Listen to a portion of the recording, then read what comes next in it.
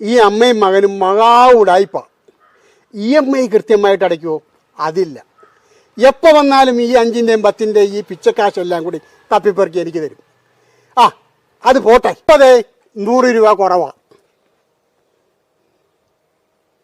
കാര്യങ്ങളെല്ലാം ആ വണ്ടി എടുത്ത തെണ്ടി ചെറുക്കനോട് സംസാരിക്കാൻ വെച്ചാലോ, എപ്പോൾ വിളിച്ചാലും സ്വിച്ച് ഓഫാണ്.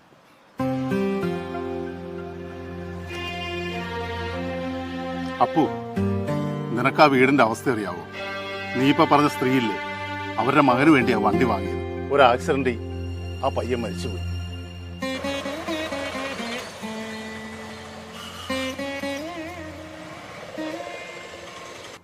അച്ഛനില്ലാത്ത അവനെ വളർത്തിയതും പഠിപ്പിച്ചതൊക്കെ ആ അമ്മയായിരുന്നു.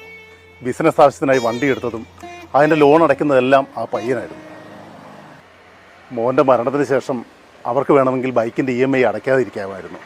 പക്ഷേ ആ പയ്യനോടുള്ള സ്നേഹം കൊണ്ടോ ഇഷ്ടം കൊണ്ടൊക്കെ അവരത് കൂലിപ്പണിയെടുത്തും തൊഴിലുറപ്പിന് പോയും കണ്ടവൻ്റെ വീട്ടിൽ പാത്രം കഴുകിയൊക്കെ കിട്ടുന്നതിൽ മിച്ചം പിടിച്ചും കൂട്ടിവെച്ചുമാണ് നിങ്ങൾ വരുമ്പോൾ ഉള്ള പണം തരുന്നത്.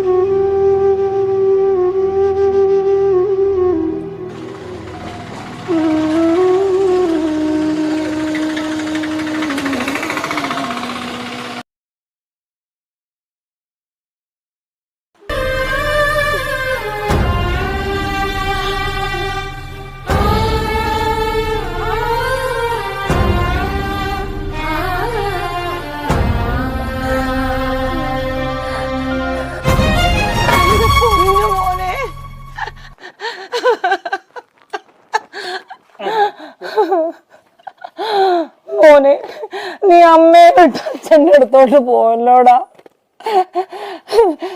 പിച്ചെടുത്തിട്ടാണെങ്കിലും അമ്മ നിന്റെ കടം വീട്ടിക്കോളാം.